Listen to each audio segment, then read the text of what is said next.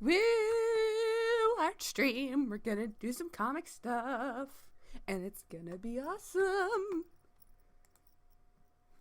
You know, so long as people join us. We'll give it a couple of minutes because this time I'm gonna do a little bit of tutorial as far as page design goes. It's not gonna be perfect, obviously. I am completely unrehearsed, but I can at least talk about like page flow and words. Please come to me, and like bubble placement that can help you as far as like leading your eye through the page.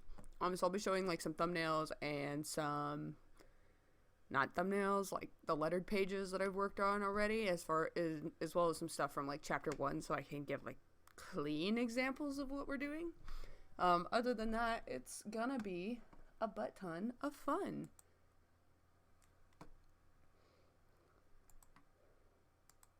Hopefully that I posted a link on Facebook for the people who were asking to watch, so hopefully it works for them. Give me a link that works. Am I live? Yeah, I am live. This is magical. Isn't the internet so great, guys? The internet's amazing. I don't know how to undo my windows. Facebook chat, please. Facebook chat, please. Hi, who's in the chat? Person, human. Woo! Yo! Woo! Oh, okay, so the intro was basically me saying that I'm gonna talk. Somebody asked me to talk about, like, panel design, give or take. So I'm gonna talk about, like, thumbnailing and stuff, which should be fine. You shish! Why are you saying that? You're so weird. Oh, man. Oh, cool. I can schedule a live stream. That's neat. Humans.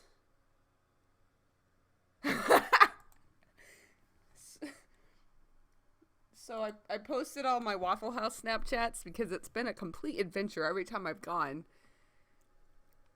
And one of my poor friends is like, now I crave Waffle House. This is your fault. Why? I need the people who really wanted to watch that show up. So I'm working with my new mic. How does it sound?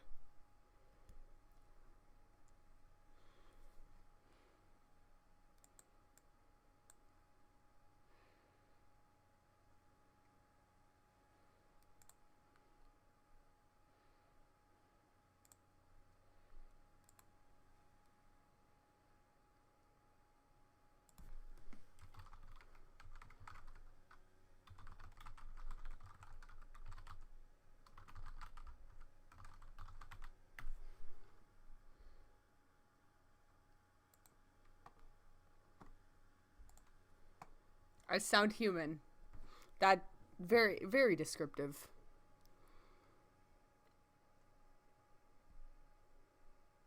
And yes, I know exactly who you are. You've had the same username for like 10 years.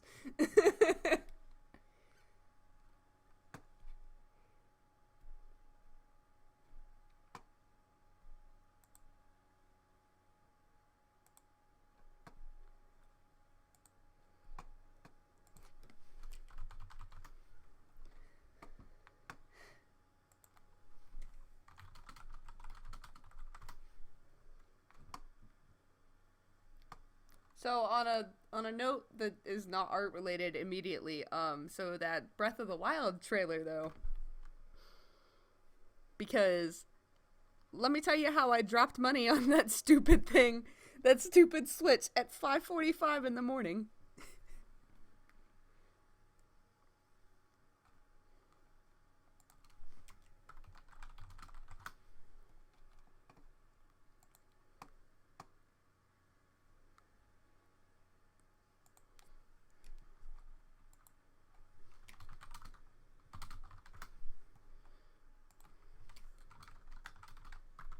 Sorry, I'm trying to get people in here, the people that I was gonna even tutorial for. Human, where are you?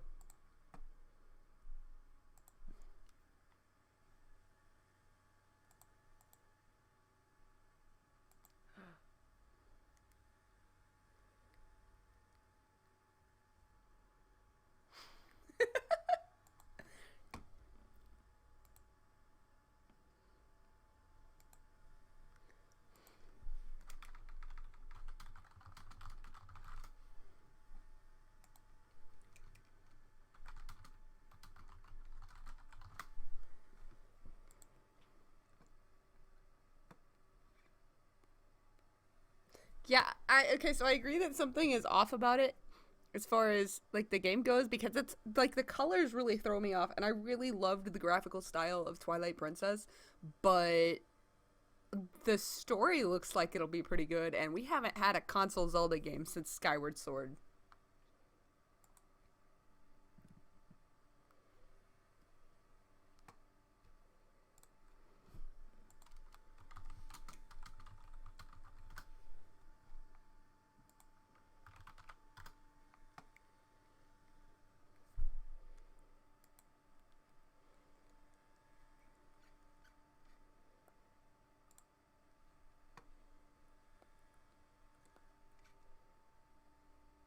Who all is in here?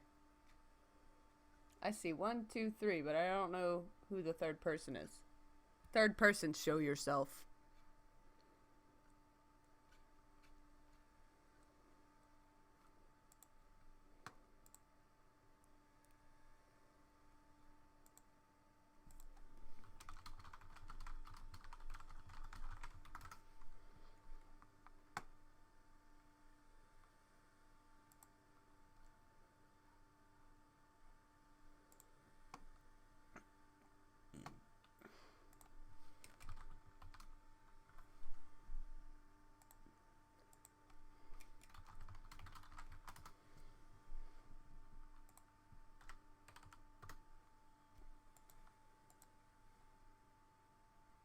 Yo! Is this human that I know or human that is new?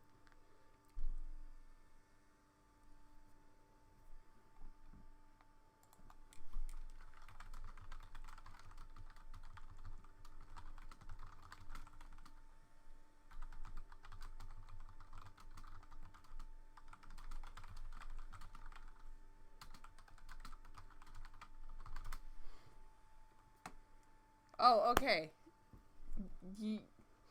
You want to know how to do comics? It's time to do some comics. Let me switch some thingies over. So I don't really have a plan. I'm just gonna kind of go with it, and it's gonna be really disjointed. And I apologize ahead of time, but it'll at least be fun. There we go. Scene switching for the win.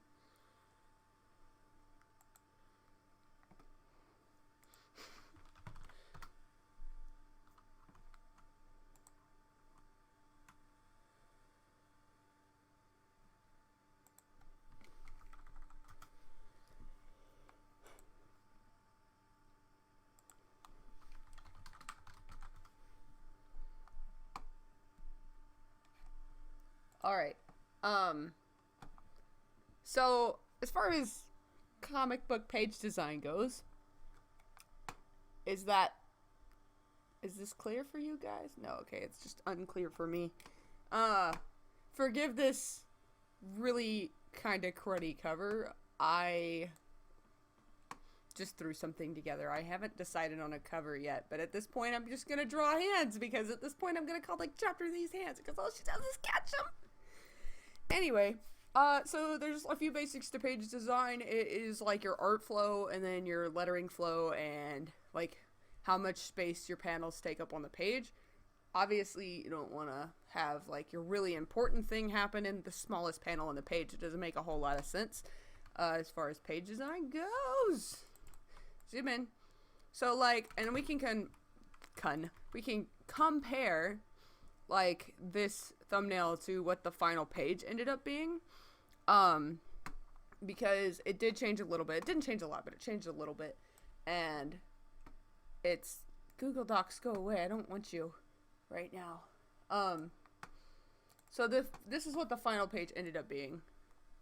Don't be full. Okay, be full screen then. Oh God, I'm sorry. I can't function apparently.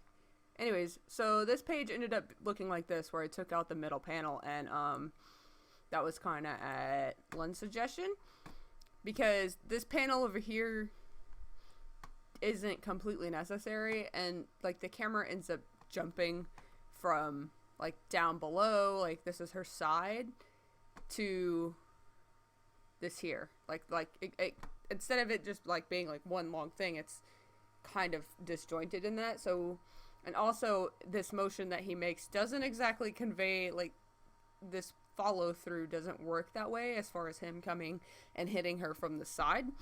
So we changed that quite a bit as far as, quite a bit, quote unquote. So over here, I kind of shifted some things around as far as the, like, her hand placement and stuff, so it's not, like, covering him and giving kind of some of that, like, visual interest happening. And I'm making it seem like I did all of this on purpose, because, maybe did it on purpose accidentally, because that's how most of these things happen for me. So we made him down slashing her, and then in the next page I kind of changed that up so she's all bloody over here. Blood! I can't wait to color the blood. Blood is fun to color. Everybody likes blood. So let me get my thoughts together for a second. So there's a few really important things about page design. It's one that you want everything to flow. This is not the best example, so let me pull up this page way over here. This page over here. So you want all your stuff to flow together, and it looks a little funky just because Illustrator's weird. So ignoring the bubbles and the letters. There we go. The page should flow and kind of, and especially when you've got color or, what am I not coloring? See, you done threw me off. You done threw me off, girl.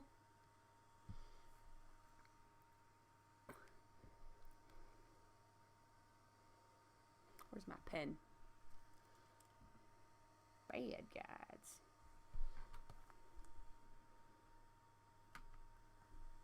Things are gonna be colored eventually. Okay, anyways. Number 1, art flow. Number 2, black, white. Oh, Jesus.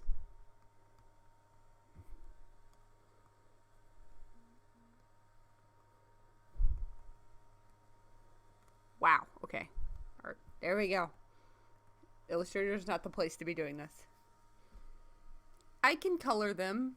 Thank you very much. I just hate coloring. Anyway, that's beside the point. And then 3, we'll do your bubbles. Wow. Wow. Ugh. The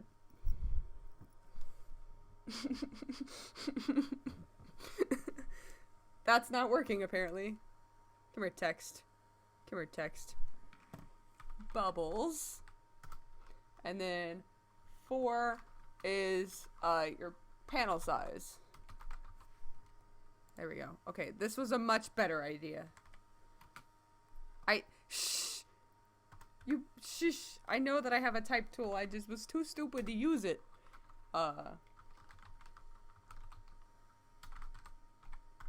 Balance and art. Okay. And art flow. I just want things to be legible, and I can't write properly, apparently. I will make it bigger. Give me 2 seconds. So picky. Oh my goodness. You guys. Oh dear. Jeez. Okay.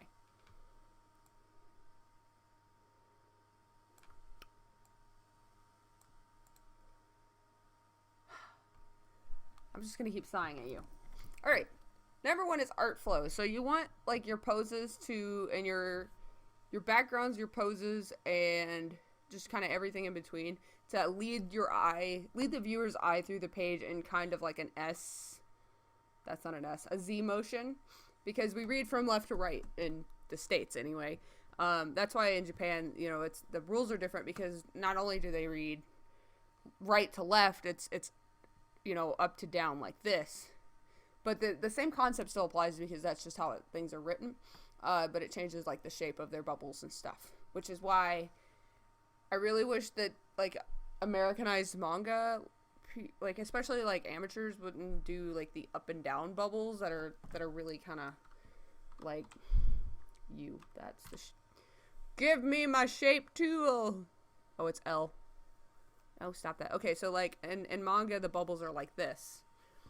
But in America, the bubbles are more like that. That's a lettering tutorial, but because they read like this and we read like this, so it kind of drives me insane when American like manga artists do these bubbles, because our text doesn't fit in these quite as nicely. You could do the like text up and down, but that's really obnoxious. So that's beside the point. I'm easily distracted, as you can see.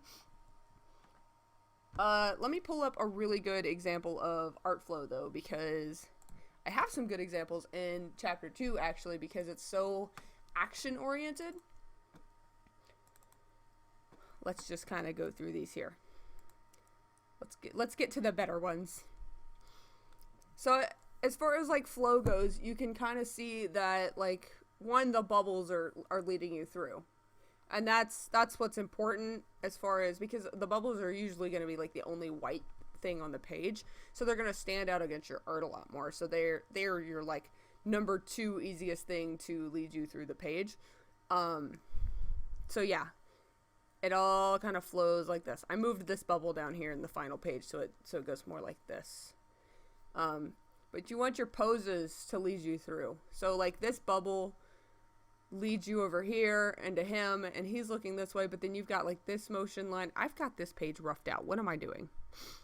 Let me get the nice art. Stop, I don't know. Why are you drawing? Stop it! Sorry.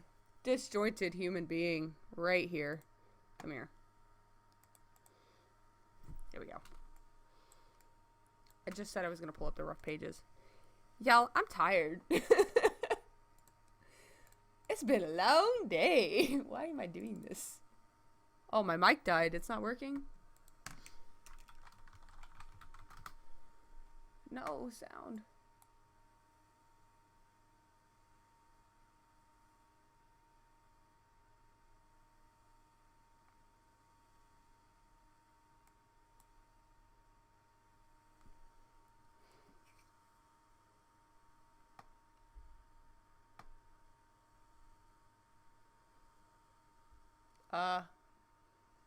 Can anybody hear me?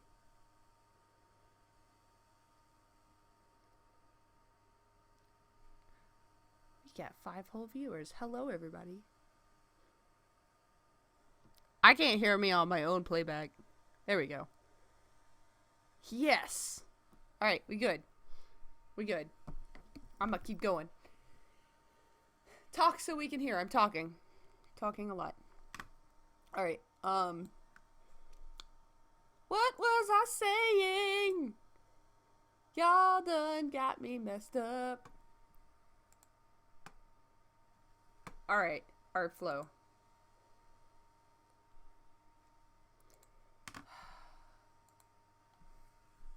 Just disjointed as crap. Everything. I'm a terrible streamer. I need to be scripted. Oh dear God. I want this page. I want this page. I want this page. Give me the page. Yeah, alright. Starting over from whatever point I was. So, in this page, the bubbles are helping you lead you through the page like this. Even the tails of the bubbles should help lead.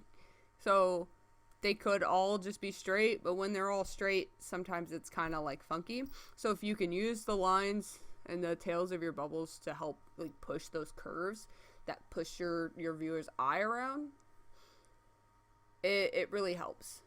And like this page especially, as far as the art goes, so like these bubbles are leading you through, and then you've got like this motion here of their poses leading you through. His pose leads you down, because like the background is going to end up being a more like neutral color than like the characters. The characters should always be a little more saturated than background. Same as like an animation. That leads you here. His tail points you here. His body leads you through here. And then there's also this big white bubble here that points you this way. And also her like arm moves you this way. And then here's the bubble. He's looking down. His arm goes back through here. Here's this other bubble. and then just your natural eye motion leads you off the page. And that's something else that, like, you can remember, is that we are natural, even if the art doesn't lead you from panel to panel, naturally we read from left to right. So, like, even if your page design isn't amazing, because, like, not all my page designs work perfectly.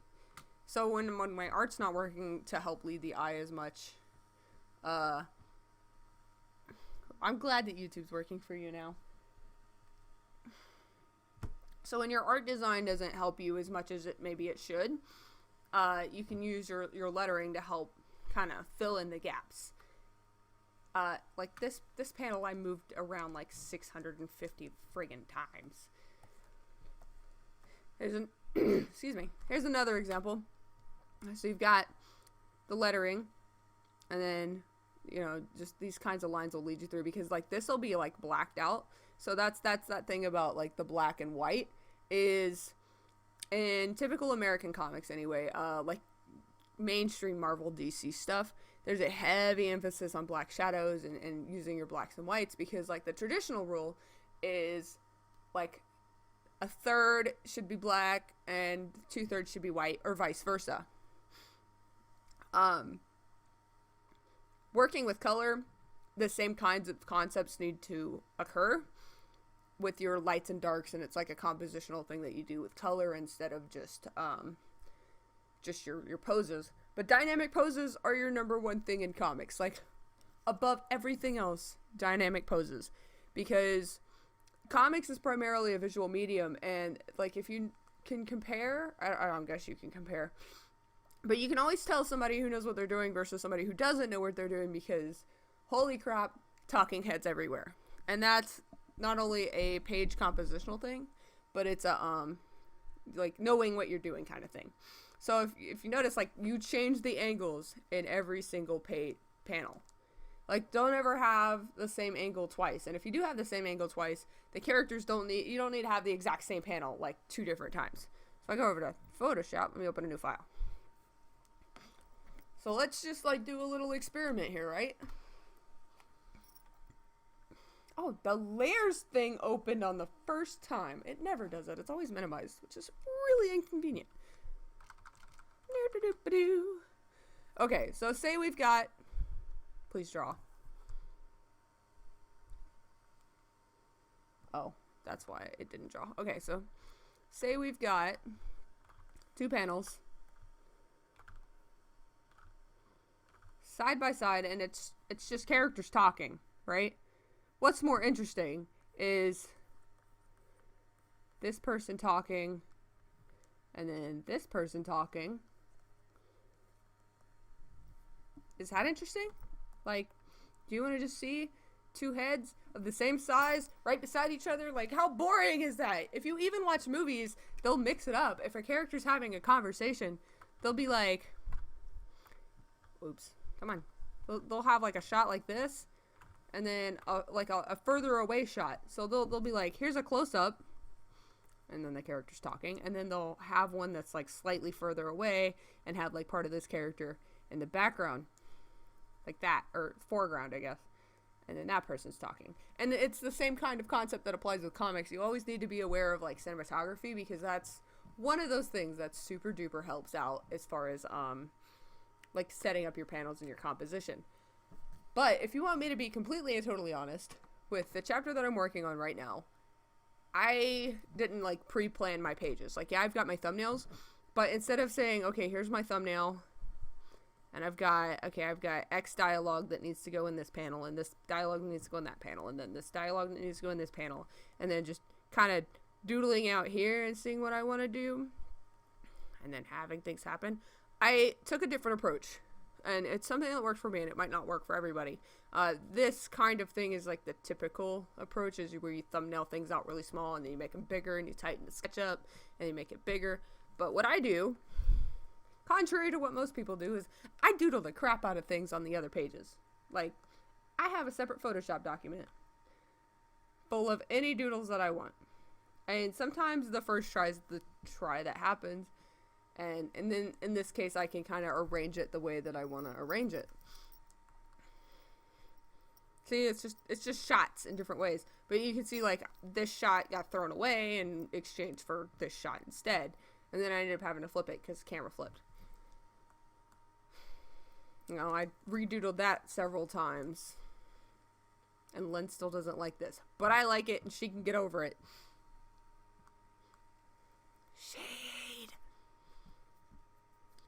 See, and this page, which turned out to be...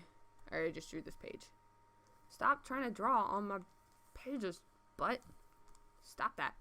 I just want to navigate. This page, this page, that page. Cool. Cool, we cool. Anyways. So you can kind of see, like, alright, I kept this shot here. And I totally threw this shot out. And I got that shot. But they're not in the order that, like, I had. It's still kind of laid out like a page, and my thumbnails are probably way too detailed to be thumbnails. But darn it, this process ends up being a lot faster when this one's really loose and good, and you shush about your job to make things worse. Continuity problem, gotta fix some things, but let's see. Come back. Oh my goodness. I got a million things open. These are all the different doodles I did for a page that I don't think I've drawn yet. But as you can see, your first idea is not always the best idea. Like, yes, this is an interesting shot, but it didn't work in the grand scheme of things with the page. This ended up being this page, I think. Yeah. Look at that. Maybe. No, it's the next page. I'm so disjointed. Oh. This page. Okay. I can't wait to draw this page. Boop. Alright, so here's this page, and then here's all the doodles I did for that page. And most of these didn't make it onto the page. In fact, I might have done an extra doodle page for this one. Oh no, I just got like hella layers. So I did like all of these, and then I did all these, and I just kind of took the shots that I liked the best. Because, I mean, it's your comic, do what you want, but do it really well, please. Let's see, so yeah. But,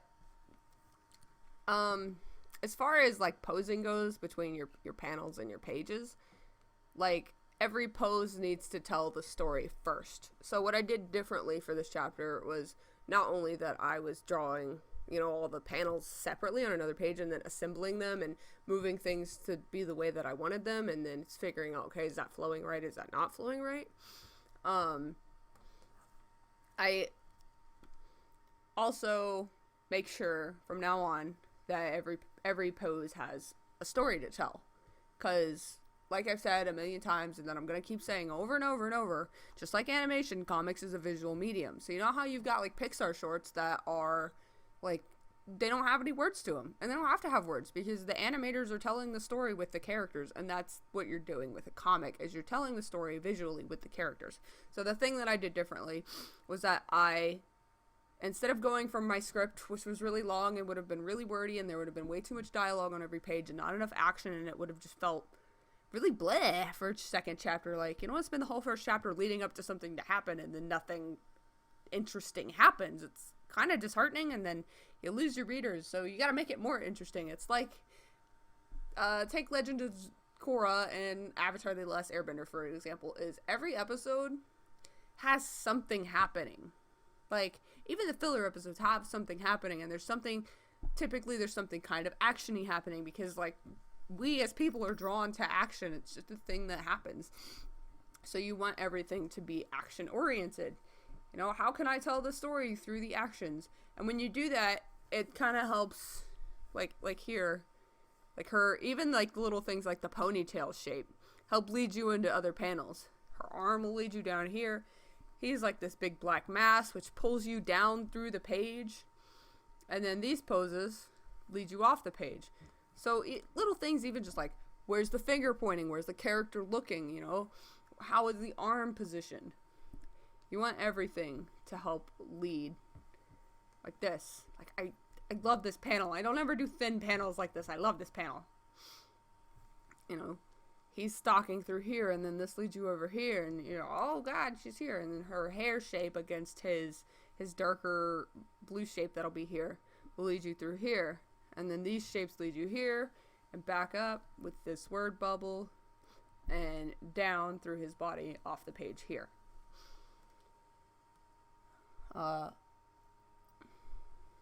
These pages are kind of a mess, but you don't want to do something like, one, you don't want to flip the camera.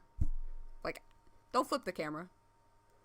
I will give you an example of where I flipped the camera quite a few times, but it still worked, which was this page.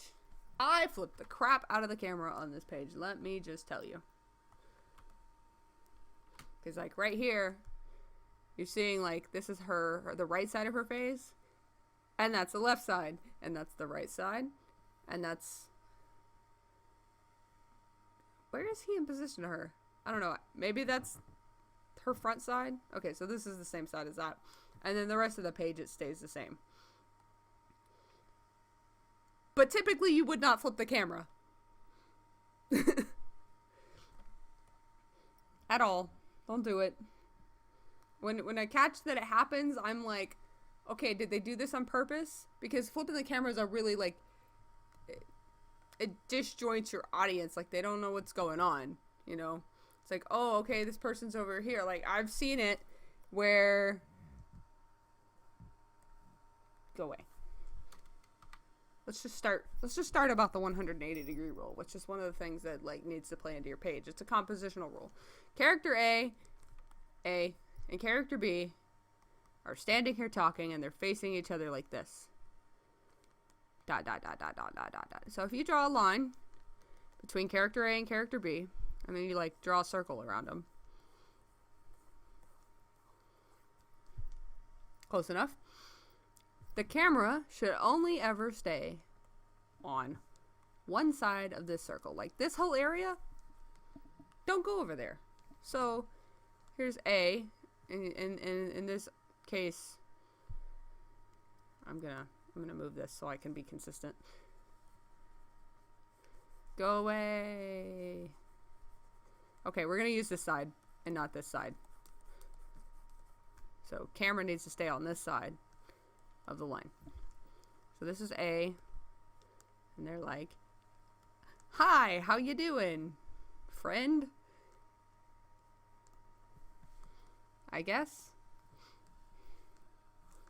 And then in the next shot, you got character B, and maybe they're way over here, and you've got character A right here. But character A is still on the left side of the screen. They're still on the left. Hi, friend. Isn't this just a handy dandy day and not a JoJo Friday meme, maybe? Okay, and then you do another shot, and you keep A over here and B over here, and you're just like, why, golly gee, it sure is.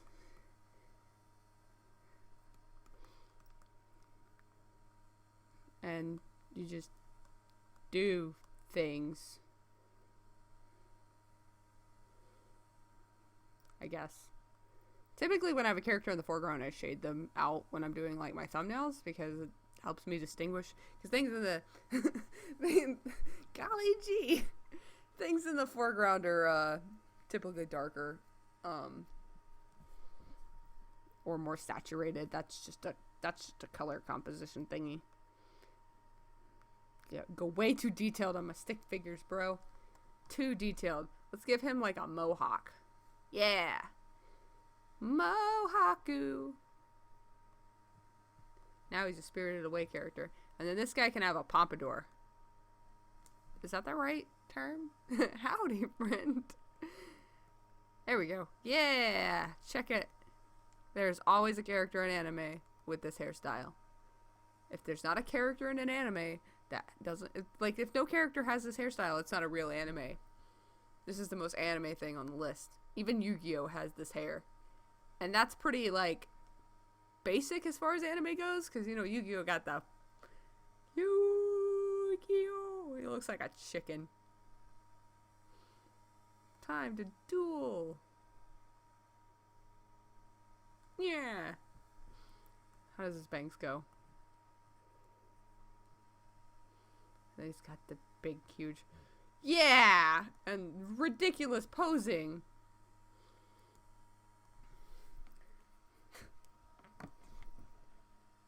Bakano kinda has that hairstyle. It's, what's the goofy guy's name that accidentally became an immortal? With, the blonde chick. His hair's kinda like that. I can't even remember his name. Bakano characters. Dude buddy. Human dude person. Oh, I am never gonna... Miria and Isaac. Isaac. Come here, Isaac. Oh, well. Severely toned down. We'll say. But every time I remember him, that's the hairstyle I imagine him having. And I don't really know why. Close enough. It's basically the same hairstyle, but less exaggerated.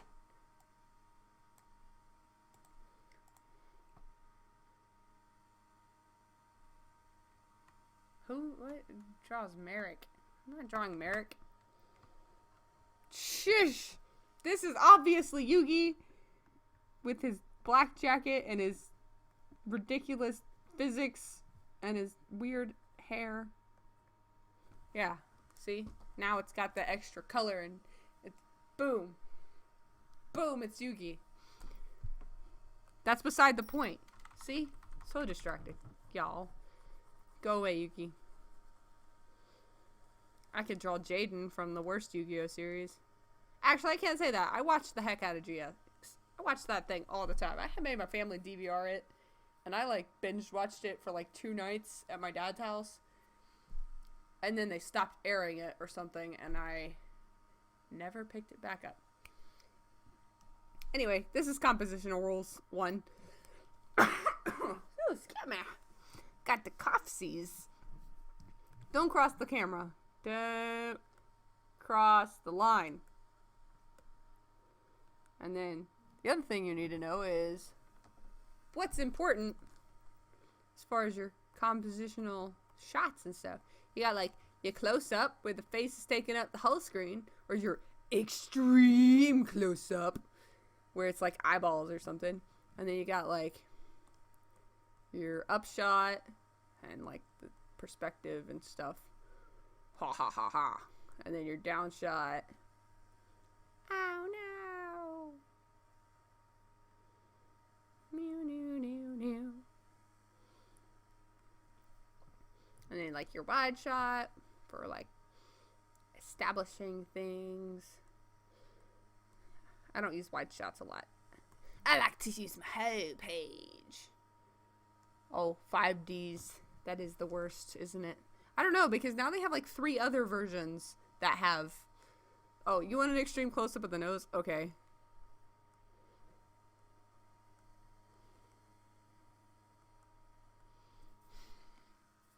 There, have a nose. I can do that. Watch this. Extreme close-up! Look at all the pixels. There's too many pixels for you.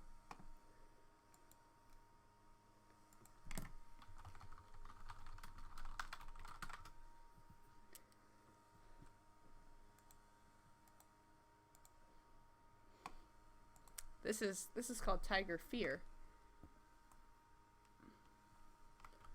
Nope, nope, nope. Nope, nope. Me cheater.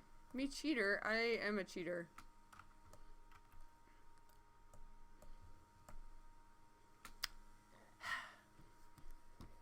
Too much cheat for you.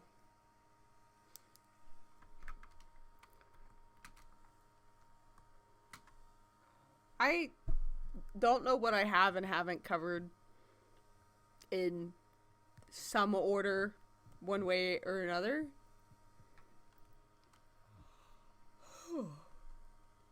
This is a terrible tutorial. It's just jumping all over the place. See? See how it's jumping? Pew! Pew! I'll make an actual, like, short tutorial for everybody. But as far as page design goes, number one, your posing needs to lead the eye through the page. Like, your art needs to lead your eye through the page. Every panel should be a different shot. Angle shot, you know, as long as it doesn't break the 180 degree rule. What? This... Oh.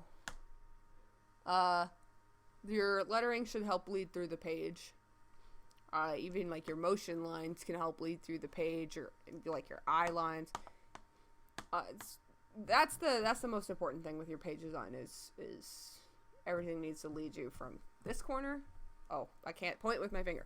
Everything needs to lead you from this corner into the bottom corner and like off the page, because you gotta make your reader... What the heck? I just zoomed out to infinity. The zoom tool is my nemesis. Lead your viewer's eye with art and lettering. Balance your blacks and whites. Posing. Make all your poses different. Make your poses tell the story before your words. Like, words are second. Posing is first. Shots are first. Visually storytelling.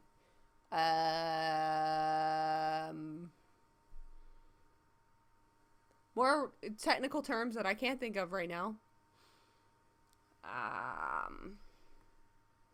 Lights and darks. Don't repeat your shots. One rule that I don't keep to... Not doing it. No, I'm not doing an animal anatomy tutorial. Anyways, one rule that I don't typically keep to is fewer panels on the page. I don't like to do that. I like to fit as much as I can into a page, but part of that is because when I design a page, I think each page needs to have like a purpose, because each page should end on a pseudo cliffhanger. So that your reader wants to turn the page and see what happens next. And that's why you need to kind of be aware of, like, if you printed it, if you're going to be printing it, you need to be aware of what's going to be a left page and what's going to be a right page. So your odd numbers are always on the right and your even numbers are always on the left. Your chat is distracting me. I keep looking over and just seeing animal anatomy information thingies. Left page is even numbers. Right page is odd numbers. These one page should lead into the other page. Like, make your reader want to turn the page. So your right side pages are the ones that should definitely end on a cliffhanger, like this one. She's like, that doesn't mean I'm going to spare your life. And you're just like, oh crap, what's going to happen next? What's she going to do? Obviously she's going to blast the crap out of him, and then boom, plot twist, gets blasted herself. Sometimes comedic pages kill the mood, but that doesn't bother me. Comedic pages are a lot more fun to draw. Yeah, I don't really know what else to say. This is fun. This can go away. I don't need this anymore. Every page needs to have an establishing shot. That's another thing that people don't often remember, is that you gotta know who's where. Yes, Gadby going, no, is probably this page. This page is like one of my favorites. Definitely a mood killer. Don't care. It's perfect. It's perfect introduction of the rest of his character. Okay. Gosh, I keep getting off track. Establishing shots are important, because if nobody knows where your characters are, then they're just going to be confused, and them being confused is absolutely no fun whatsoever. And I'm only better expressions because I think exaggerating the face is one of the most fun things to do. Even if you don't exaggerate the shapes of the faces, just exaggerate everything. They're too much fun. Oh gosh. See, this is an establishing shot. This is an establishing shot. Like, oh hey, she's on a rooftop. There's an explosion way over there. Oh, she's noting. Oh, there's an explosion over there. Oh man, you don't think? Oh yeah, well I wouldn't put it past him. I mean, how does he sound? He's got a deep voice. Well, I wouldn't put it past him.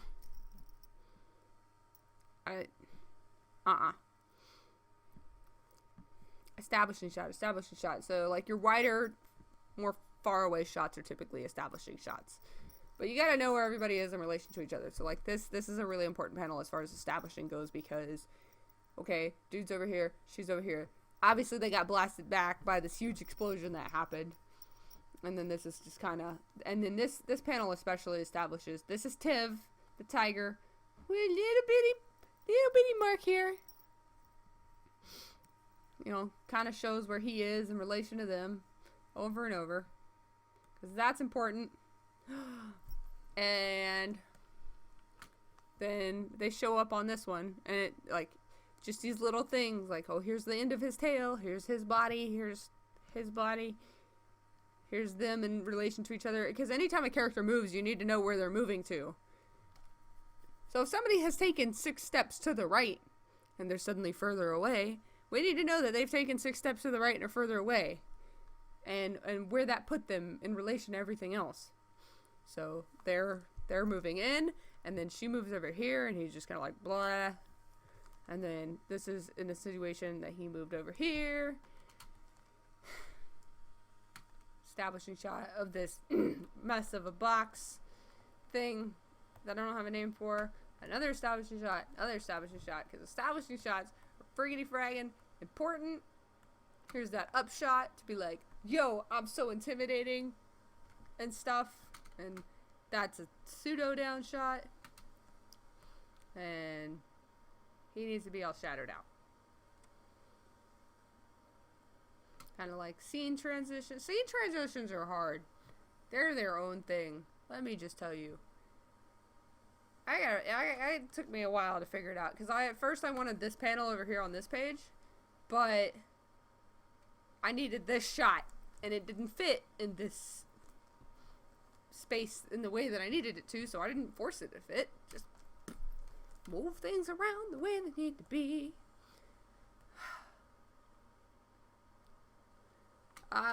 So another thing about posing is, friggity fraggin' is a technical term, yes. Another thing about posing is that the posing tells a lot about the character. Like body language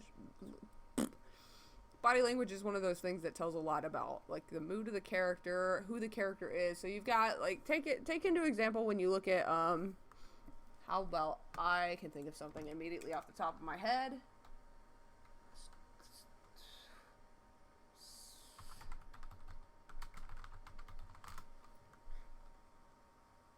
Okay, that's the show I want.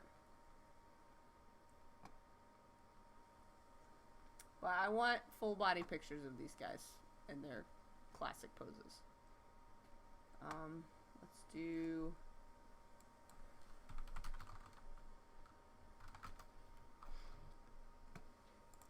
Okay, this is an example that I want to use.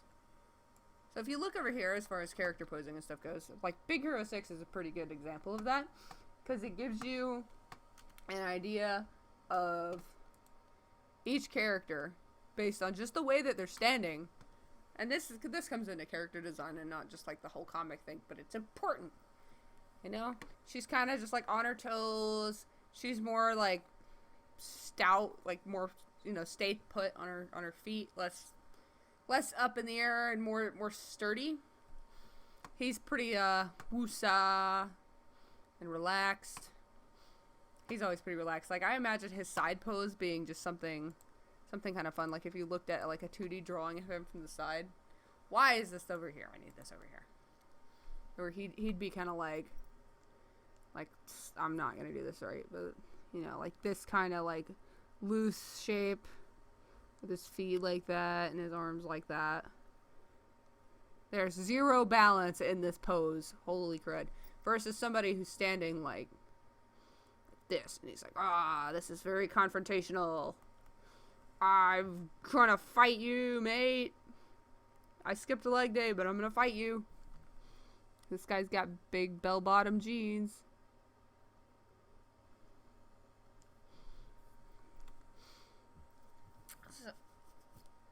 You don't want to have a character who's kind of flimsy and not super hype. I don't know. I can't think of the word that I want right now. But you don't want to pose a character who's non-confrontational, and you would typically draw with like super loose lines. You don't want that kind of guy to be in like this kind of pose. Like, these are two different characters, obviously. So don't put a character who's like chill in a big confrontational line unless they've gone through some character changes, blah blah blah. That's a whole different thing. Character design is its own thing.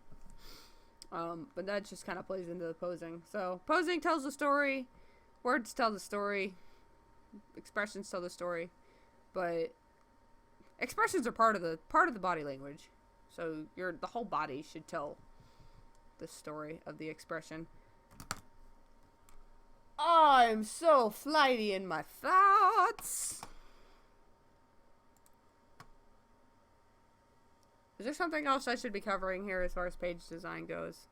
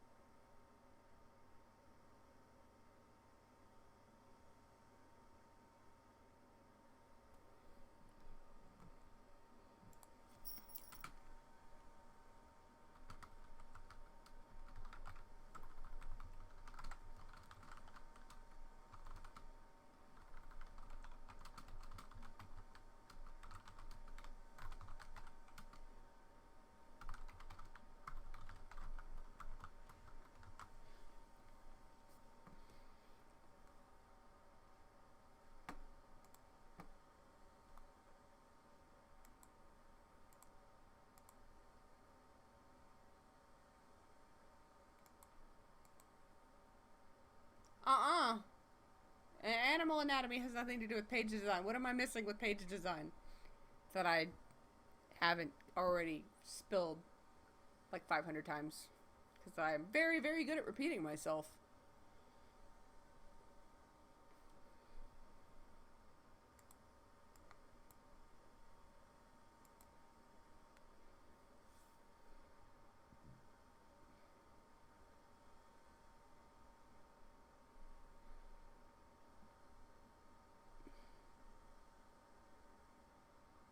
Don't you say page design. No, don't you say animal anatomy. One more time. I will get you. Those are things that I can't draw.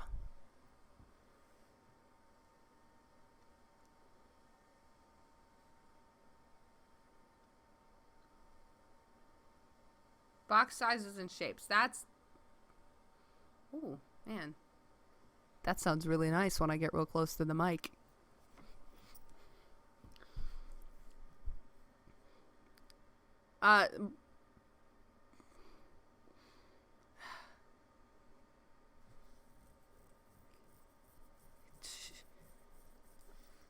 Okay. So box sizes and shapes. So like I said a little bit earlier, you don't want to have a giant box for a thing that's not like super important. You want the focus of every page to be the like purpose of that page. So if the purpose of the page is to show that like a character is, you know, where's a good one?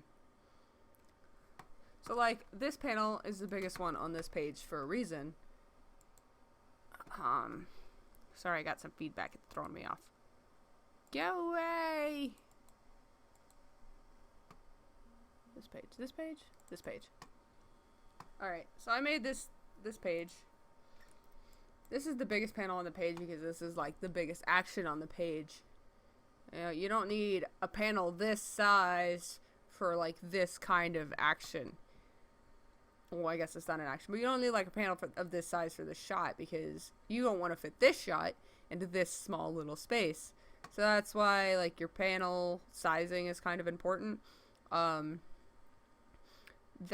sometimes that gets determined on how much space do I have on this page versus like, okay, what can I fit into this space versus that space? You know, what order should these panels go in? And that kind of goes back to the whole, I don't draw things exactly the way they should be drawn with like my thumbnails.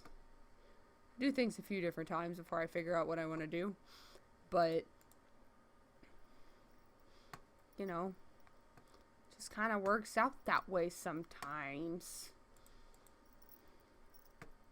This is 2 pages worth. But yeah, your big, like, reveal panels need to be big reveal panels. Like, think of something that's, like, really dramatic in, like, a TV show, and then think about how they're timing it out. Oh, another thing, timing. That's a thing that I didn't talk about. So, I don't really have any good examples of this right now, but, something that is important as far as timing goes is, like, a longer panel, it equals a longer moment. So, is that the... Where's my pin? There's my pin. So, a long panel like this is a longer stretch of time than a bunch of short panels like this. So, that's why you've got, like, sometimes there will be collections of panels that are, like, 3 of these in a row, and it ends up being, like, one long shot. So, like, let's just draw, like, the background in there and, like, this thing happening or something's going on. And then there's, like, the sun.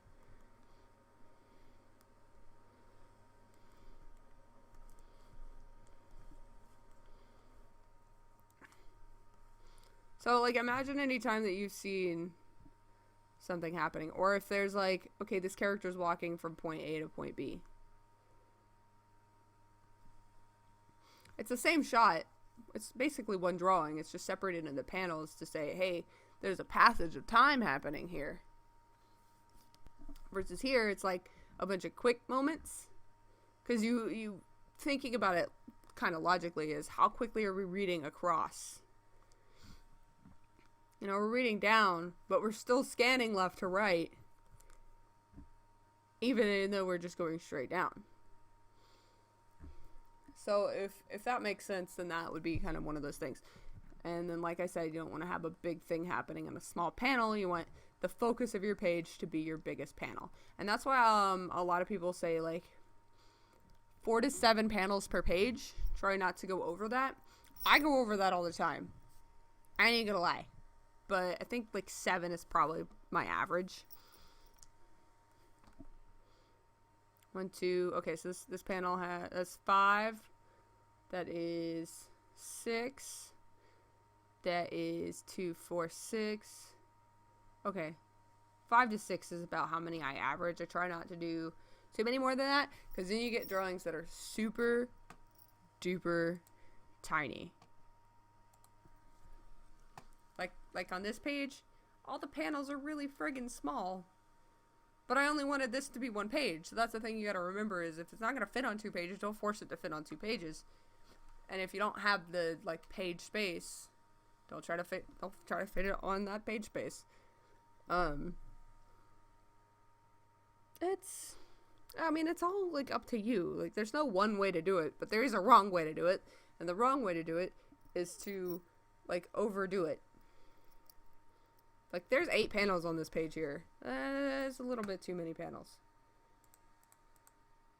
There's all my lettering. Because then you get, like, hella speech bubbles. But you kind of try to lead them through. So here's one of those issues that my page design didn't work out exactly perfectly. Because people were reading it like this. And, like, logically, yeah, you would read it like this. Because the speech balloons... Like, this one used to be just disconnected from this one. So what I did was, because I knew people would be reading it in this order, they were more likely to be reading it in this order. So I tried to, like, be like, boom, boom, lead it through, and then back to this one. Because, yeah, people were like, well, this doesn't make sense. Like, that didn't make sense. So I used this extra line to kind of help lead their eye through. And I'll probably talk about that in, my next tutorial, my next lettering tutorial. I should mention that.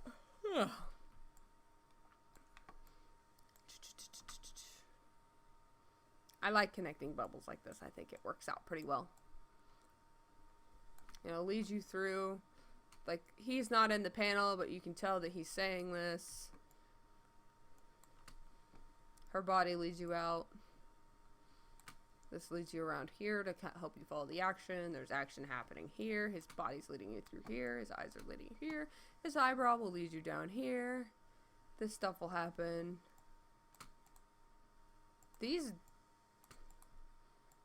There's a significant difference in background lines between these two panels.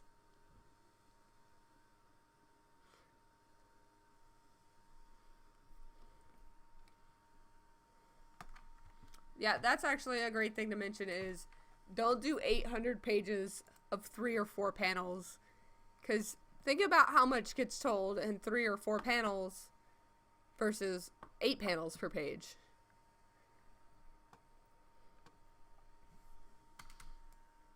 Because, like, in my opinion, yeah, you better fix it. In my opinion, as far as the panels thing go, is I like to have a few more panels because then I can tell a little bit more story with the space I have. If I don't have as much story to tell in that chapter, then I won't bother telling that much story in that chapter. He has such a goofy face all the time. I'm glad I kind of figured out what he's supposed to look like.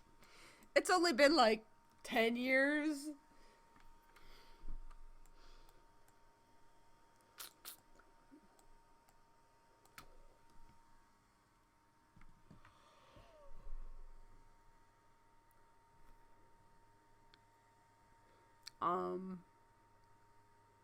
I say a lot. I'm also trying to think of things that I can say.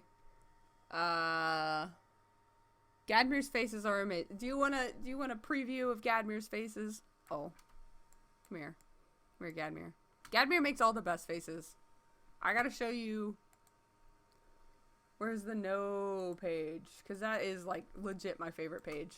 Like, it's good enough for memes.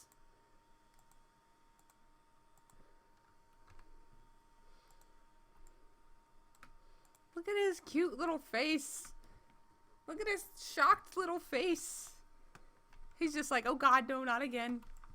No, not again. No. Gadmir's probably my favorite one to draw, though. Like this panel down here. Look at him running. He's so perfect when he runs. He's just little dragon hands. This is look like clovers. This is how 3-year-olds draw hands. Where's the rest of the Gadmir faces? Oh, this one right here. Like, the look of just pure, oh god, I have to fix this.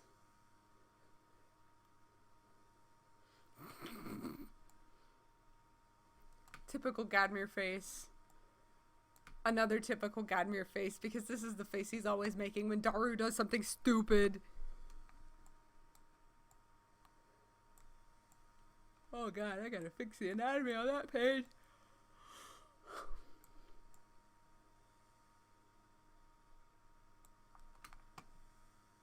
Oh, I guess that's the end of my Gadmir faces, but Gadmir faces are my favorite faces.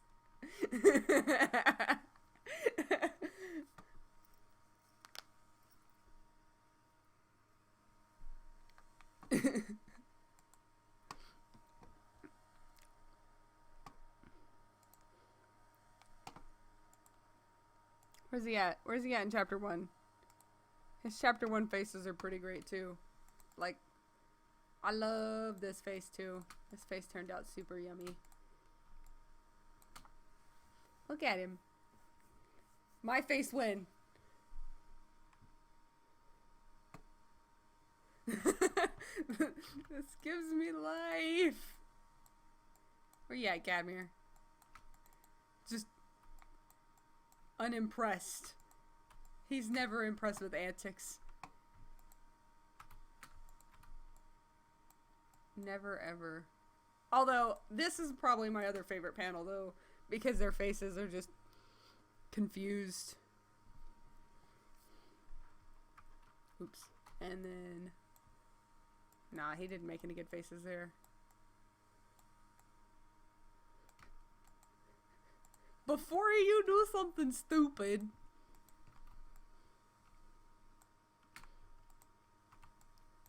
Poor Gadmir deals with so much.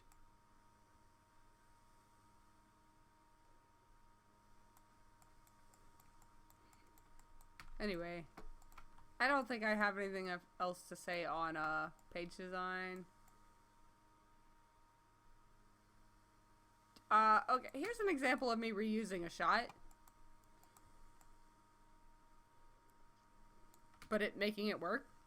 Because, legit, these are the same shot. Like, almost exactly.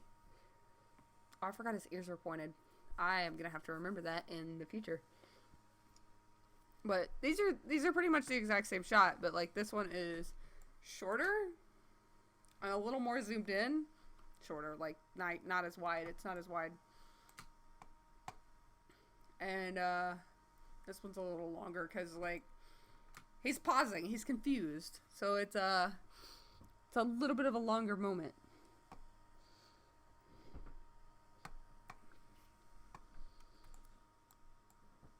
I need to find some other comics to like compare. Let me find some links for suggested books on Amazon because there are some really good books, but one of my favorite ones is like the Ultimate Guide to Self-Publishing or something. Publishing, I can't spell. Comics. There it is. This book right here. I'm going to post this in the description right now.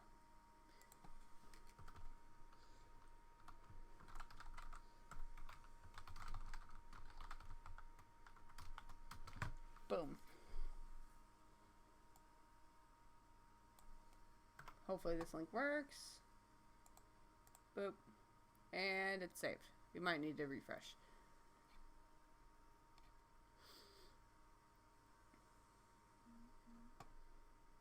There's a tangent there. I need to move that. Boop.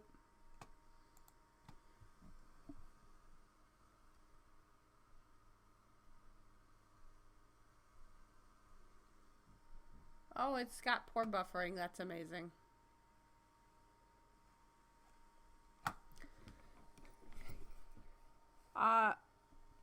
Anyway, it's been kind of like an hour. So maybe it's time to call it quits, but I'm going to try to stream more anytime I'm doing work. This weekend I need to do some coloring, so I will do that. But it is almost 10 o'clock and I haven't eaten dinner, so I'm going to call it quits, guys. I will make a legit tutorial for this with some better thought process and a little less disorganized. Other than that, if anybody has questions that I didn't answer, because I'm pretty sure I didn't answer a lot of questions with my flighty sense of thought, let me know in the comments and I will get to those before I do my next tutorial, or my first tutorial on page design. My next tutorial is going to be the second part of the lettering. I just have to record it. I got it written. And, I will see you guys next time? Next time. Let's do this again sometime. Like, you know, a date thing. Thanks for tuning in. I super appreciate it. I didn't record this. Crud. I meant to record it in addition to streaming it. Whoops. Anyway, bye guys. I'm waving, but you can't see it.